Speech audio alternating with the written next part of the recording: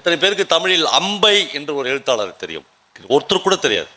அம்பை தமிழ் இலக்கியத்திற்காக சாகித்ய அகாடமி வாங்கின ஒரு மகத்தான எழுத்தாளர். அம்பை ஒரு கதை எழுதியிருப்பார்.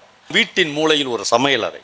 அந்த புத்தகத்தை தயவு செய்து எழுதி வைத்து எங்காவது இருந்தால் வாங்கிக் கொள்ளுங்கள். இந்தியாவில் 13 மாநிலங்களில் வாழப்போன 13 பெண்களை பற்றி 13 கதைகளை அம்பை எழுதியிருப்பார்.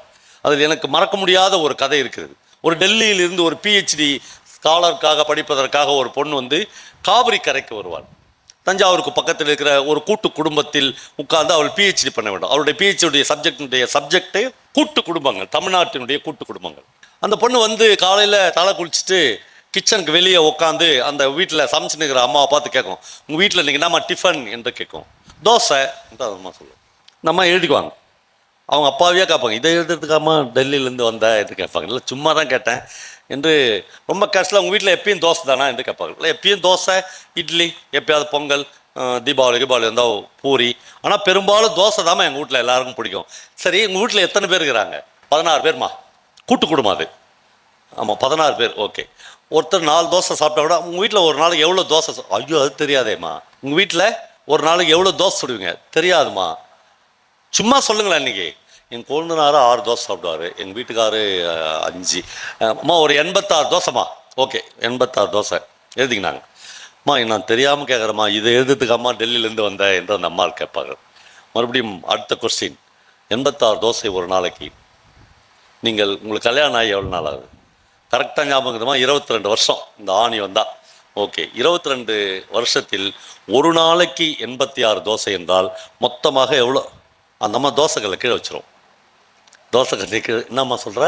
இந்தம்மா ஒரு நாளைக்கு 86 தோசை, 22 வருஷத்தில் எவ்வளோ தோசை சுட்டுக்கிறேன் எனக்கு தெரியாதம்மா. நான் சொல்கிறேன், கால்குலேட்டர்லாம் போட்டு 76,345. நானாம்மா சுட்டேன்? நீ தான் சுட்டேன். இதெல்லாம் அடுக்கி வச்சேன்னா திருவண்ணாமலை மலை கிரிவலம் வராங்கல்ல, அந்த மாதிரி 4 கிரிவலம் வரலாம். ஒரு வீட்டிலேருந்து வந்த தோசை மட்டும் இவ்வளோ தோசையே ஒரு பெண் ஒரு கிச்சன்லேருந்து சுட்டு இருக்கிறாள். ஆனால் எந்த பெண்ணும் கணக்கு வச்சுக்கிறது இல்லை. ஒரு மரம் எவ்வளவு பூ பூக்கிறது என்று எந்த மரமும் கணக்கு வைத்துக் கொள்ளாது நண்பர்களே. சரி, அடுத்த கேள்வி தான் முக்கியமான கேள்வி. இது இங்கே தான் அம்பைக்கு 2 சாகித்ய அகாடமி கொடுக்கலாம். அடுத்த கேள்வி கேட்குறாங்க, ஏமா தோசை சுட்டு போடுகிறிய, உனக்கு வாழ்க்கையில் ஏதாவது ஆசை இருக்குதா? எல்லா பெண்களுக்கும் நிறைவேறாத கனவு, நிறைவேறாத ஆசைகள் இருக்கும். அந்த அம்மா தன்னுடைய வீட்டு சமையல் அறையினுடைய ஒரு படத்தை காண்பிக்கிறாள். திருச்செந்தூர் முருகன் கோயிலுக்கு போகணுமா என்று கேட்கிறேன். இல்லைம்மா. அப்புறம் கடல் பார்க்கணுமான்னு சொல்கிறேன். கடல் பார்த்தது இல்லையா? இல்லைம்மா, இப்போ நீ கேட்டல அதே மாதிரி எங்கள் வீட்டுக்காரரும் முதராத்திரி அன்னைக்கு கேட்டார். முதராத்திரி அன்றைக்கி நம்மளால் க்ளீனாக கேட்பான், அம்மா மஞ்சு உனக்கு என்ன வேணும், என் உயிரே வேணுனாலும் இதோ கொடுத்துட்றான்னுவா. அன்னிலேருந்து குறைய ஆரம்பிக்காது. இப்போ 40-50 வருஷம் ஆயிடுச்சா. இப்போ நீ கேட்ட மாதிரியே எங்கள் வீட்டுக்காரர் கேட்டாருமா, மஞ்சு உனக்கு என்ன வேணும் அப்படின்னு கேட்டான். கடல் பார்த்தது இல்லைங்க. ஏன் கடல் பார்த்தது இல்லை? நாங்கள் சேலத்து பக்கங்க, சேலத்திலலாம் கடல் இல்லை. என்றைக்காவது ஒரு நாளைக்கு என்ன கடல் காமிங்க. அந்த நாயும் இந்த நாயை கூட்டின்னு போய் கடல் காமிக்கல. இந்த நாயும் தனியாக ஒரு பஸ் ஏறி போய் கடல் பார்க்கல. நம்ம கேட்குறாங்க, அம்பை எழுதுறாங்க, இத்தனை வருஷத்தில் கடல் பார்த்தது இல்லையா? அந்த அம்மா சொல்லுது. இதான் தமிழ் மனம். இதை வச்சு தான் ஆம்பளைங்க வந்து நம்ம பஞ்சாயத்தை ஓட்டினுக்கிறோம். அந்த அம்மா சொல்லுது, அந்த மனுஷன் என்னம்மா பண்ணும், வேலை ஓயிலம்மா. இந்த அம்மா கேட்குது, எந்த மனுஷன் இந்த 8,76,946 தோசை சாப்பிட்டான அந்த மனுஷனா என்று கேட்குறது.